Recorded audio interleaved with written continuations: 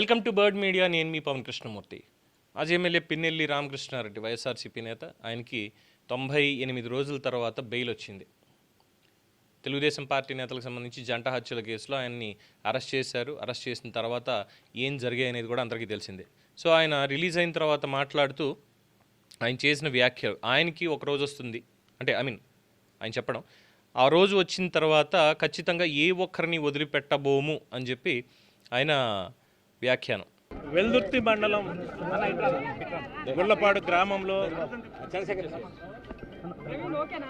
తెలుగుదేశం 2 వర్గాలకు సంబంధించి జరిగిన గొడవలో అక్రమంగా అన్యాయంగా మా మీద కేసు బరాయించి ఈ రోజుకి 99 రోజులు అక్రమంగా కూడా నిర్బంధించడం జరిగింది. ఆ గ్రామంలో ఈ సంఘటన జరగడానికి ఒక నెల ముందు కూడా ఆధిపత్య పోరులో 2 వర్గాలకు సంబంధించి అక్కడ గొడవలు జరిగినాయి. కన్సల్ట్ ఎస్పీ గారు కూడా ఆ గ్రామాన్ని సందర్శించడం జరిగింది. టోటల్గా కూడా ఆ గ్రామానికి సంబంధించి ఏం జరుగుతున్నది కూడా తెలుసు. స్పాట్ జరిగిన తర్వాత కూడా ఎస్పీ గారు కూడా మీడియా ముందుకు వచ్చేసి వాళ్ళ 2 ఆధిపత్య పోరు 2 వర్గాలకు సంబంధించి వాళ్ళు ఇద్దరు తెలుగుదేశం వాళ్ళు చంపుకున్నారని చెప్పడం కూడా జరిగింది. కానీ ఉద్దేశపూర్వకంగా మమ్మల్ని టార్గెట్ చేసి అన్యాయంగా ఈ కేసులో మమ్మల్ని ఇరికించడం జరిగింది. నేను చెప్తా ఉన్నాను, ఖచ్చితంగా మాకంటూ ఒక రోజు వస్తుంది. వచ్చిన రోజు దీని వెనకాల ఎవరున్నారో ఎవరిని కూడా వదిలిపెట్టే ప్రశ్న లేదు. రాజకీయ నాయకులు కాదు, అధికారులు కాదు, ఎవరున్నా కూడా ఖచ్చితంగా వాళ్ళందరినీ కూడా చట్టం ముందు నిలబెడతాం. ఎవరైతే మమ్మల్ని మానసిక క్షోభ గురి చేసి ఈ రకంగా అన్యాయంగా కూడా మా పార్టీ పెట్టిన 15 సంవత్సరాల నుంచి కనీసం వాళ్ళ మొహాలు కూడా తెలియదు. మా ఆఫీసుకు కానీ మా దగ్గరకు కానీ వాళ్ళు వచ్చిన పరిస్థితి లేదు. కానీ వీళ్ళందరూ గూడు పుటానా చేసి ఏదైతే మమ్మల్ని అక్రమంగా కేసు పెట్టి ఈరోజు 99 రోజులు ఈరోజు మమ్మల్ని పెట్టారో అంతకంతకు అనుభవిస్తారు. మా టైం కూడా వస్తుంది. మా టైం అయినప్పుడు మేమేదో చూపిస్తాం. ఖచ్చితంగా తప్పు చేసిన వాళ్ళందరినీ చట్టం ముందు ఖచ్చితంగా నిలబెడతాం. కాకాణి గోవర్ధన్ రెడ్డి, ఎమ్మెల్సీ పర్వతరెడ్డి చంద్రశేఖర్ రెడ్డి, వైసీపీ కార్యకర్తలు ఆయనకి ఘన స్వాగతం పలికారు. 99 రోజుల పాటు నన్ను జైల్లో ఉంచారు, అన్యాయంగా అక్రమంగా తెలుగుదేశం పార్టీ 2 వర్గాల్లో జరిగినటువంటి గొడవల్లో ఈ కేసు బనాయించి నన్ను లోపల పెట్టారు. హత్య జరగడానికి నెల ముందుగానే గ్రామాన్ని ఎస్పీ సందర్శించారు. జంట హత్యలు జరిగిన తర్వాత ఎస్పీ మీడియా ముందుకు వచ్చి గ్రామంలో ఆధిపత్యపూర్ కారణం అని చెప్పడం కూడా గుర్తు చేస్తూ ఉద్దేశపూర్వకంగా నన్ను టార్గెట్ చేసే ఇదంతా చేశారు అని చెప్పి ఆయన మాట్లాడడం. ఖచ్చితంగా ఒక రోజు వస్తుంది, దీని వెనకాల ఎవరున్నారో ఏ ఒక్కరిని కూడా విడిచిపెట్టే ప్రశ్నే లేదు అని బెయిల్ వచ్చిన తర్వాత ఆయన చేసినటువంటి వ్యాఖ్య. అలాగే చట్టం ముందు నిలబెడతాం, మమ్మల్ని మానసిక క్షోభకి గురి చేశారు, ఇంతవరకు కూడా హత్య జరిగినటువంటి వాళ్ళ ముఖాలను ఎప్పుడు మేము చూడలేదు, ఏనాడు మా దగ్గరకు కూడా వాళ్ళు రాలేదు, అయినా సరే కుట్ర చేసి 99 రోజుల పాటు నన్ను లోపల పెట్టారు అని చెప్పని అన్నారు. సరే, హత్య కేసుకి సంబంధించి అయితే 99 రోజులు లోపల పెట్టారు, అక్రమంగా పెట్టారు అన్నటువంటి మాట మాట్లాడుతున్నారు.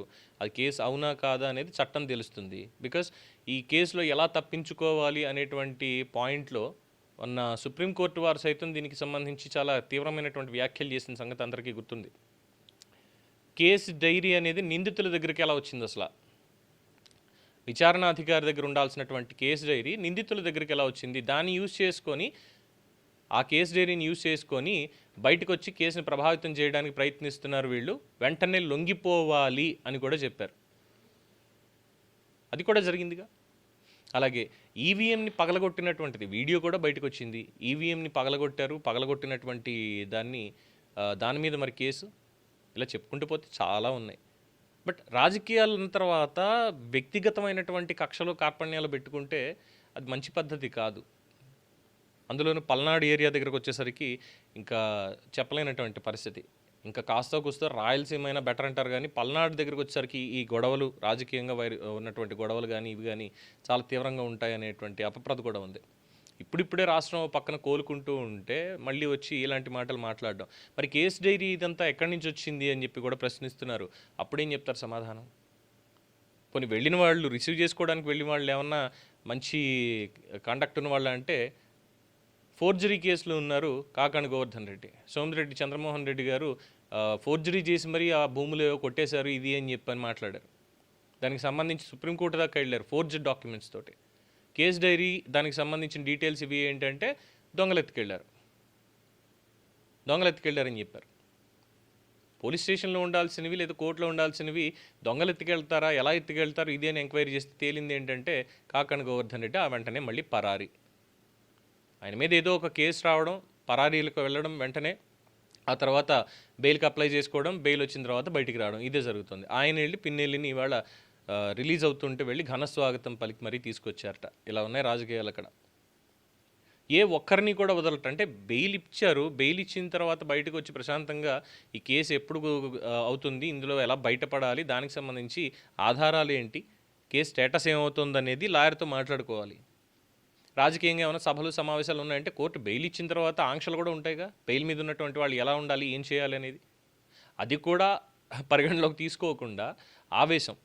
ప్రతి ఒక్కరికి ఒక రోజు వస్తుంది, 99 రోజుల పాటు జైల్లో పెట్టారు అంటే 53 రోజుల పాటు జైల్లో పెట్టినటువంటి చంద్రబాబు నాయుడు గారే అనుకోలేదు ఓ రోజు వస్తుంది అప్పుడు చూస్తాను ఒక ఎవరి సంగతి ఏంటి అనేది అని. ఎందుకంటే ఇప్పటికీ హ్యాపీగా వైసీపీ నేతలు అక్రమంగా ఆయన మీద కేసు పెట్టి 53 రోజుల పాటు ఉంచారు ఆధారాలు లేనటువంటి దీంట్లో. దానికి సంబంధించి కోర్టులో ఒక్కొక్కటిగా వాస్తవాలు బయటకు వస్తున్నాయి. అయినా సరే ఎవరు అరెస్టు జరగలేదు. తప్పుడు కేసు పెట్టిన వాళ్ళ అరెస్టులు ఇప్పటిదాకా ఏమీ జరగలేదు. అలా ఉంది.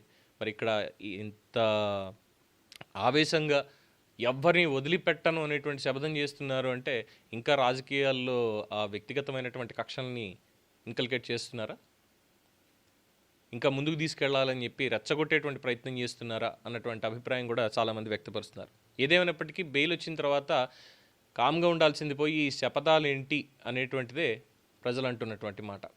చూద్దాం, శపథాలతోటి ఆపుతారా లేదంటే చర్యలు ఇంకా గట్టిగా ముందుకేమైనా తీసుకెళ్తారా, చట్టం చూస్తూ ఊరుకుంటుందా? దీని మీద మీ అభిప్రాయం తెలియచేయండి. చూస్తూనే ఉండండి ది బర్డ్ మీడియా.